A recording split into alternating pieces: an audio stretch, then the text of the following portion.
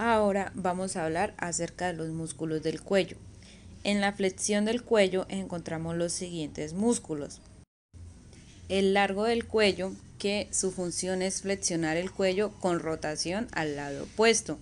Tenemos el escaleno anterior, que su función es flexión de la cabeza.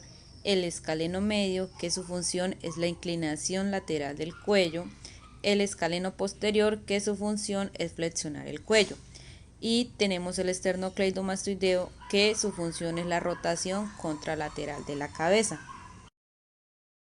Ahora vamos a hacer la flexión del cuello. Bueno, ahora vamos a hablar sobre la posición del paciente, que se remite a la posición inicial para todas las pruebas de flexión, con supino, con los brazos estirados, pegados a los costados, con la cabeza sobre la cama. La posición del terapeuta va a ser de pie al lado de la cabeza del paciente. Se utilizan los dos dedos y la mano puede colocarse sobre el pecho, pero solo se requiere esta estabilización cuando el tronco está lesionado. Bueno, doña Briseida, eleve la cabeza de la cama, pero manténgase mirando al techo. No despegue los hombros de la cama, no doble la barbilla y manténgase así. Y no permita que yo le baje la cabeza. Aquí podemos ver que ella ejecuta el grado 5 normal, que el movimiento completo frente a la moderada resistencia que ejerce los dos dedos. Estamos en el grado 4, que vemos que el paciente ejecuta el movimiento completo frente a la débil resistencia que ejerce los dos dedos. Ahora en el grado 3, el paciente flexiona el cuello manteniendo la vista en el techo. Doña Briseida, despegue la cabeza de la cama manteniendo la vista en el techo, pero no me levante los hombros de la cama en absoluto. Ahí estamos viendo que el paciente ejecuta el movimiento completo de forma correcta. En el grado 2, el paciente gira la cabeza de lado a lado manteniéndola apoyada sobre la cama.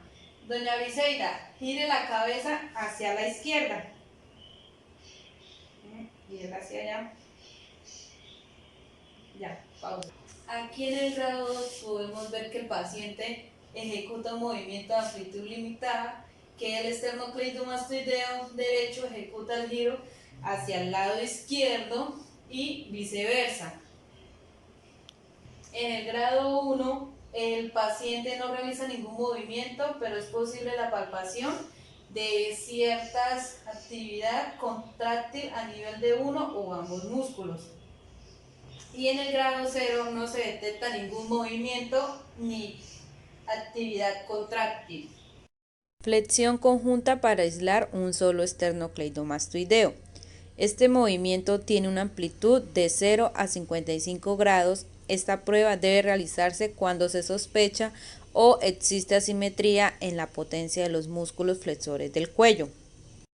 Para la evaluación se le pide al paciente que gire la cabeza hacia un lado y levante la cabeza de la cama, mientras el terapeuta ejerce resistencia de un grado 5 al paciente ejecuta el movimiento completo frente a la máxima resistencia. En un grado 4 el paciente ejecuta el movimiento completo contra una resistencia moderada. En el grado 3 el paciente ejecuta el movimiento sin la resistencia pero contra la gravedad. Para evaluar el grado 2, 1 y 0 se le pide al paciente que gire la cabeza hacia la derecha y después hacia la izquierda y se palpará la contracción muscular.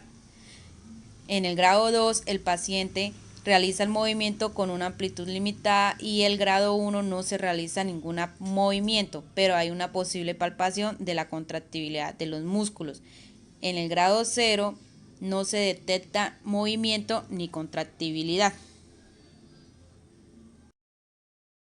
Rotación del cuello. Los músculos son escaleno anterior, escaleno posterior, largo del cuello, recto anterior de la cabeza, recto lateral de la cabeza, el esternocleidomastoideo y entre otros.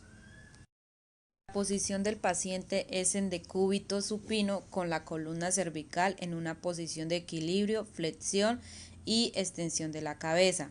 La posición del terapeuta es de pie frente al paciente una mano ejerce resistencia y se coloca sobre el lado de la cabeza por encima de la oreja.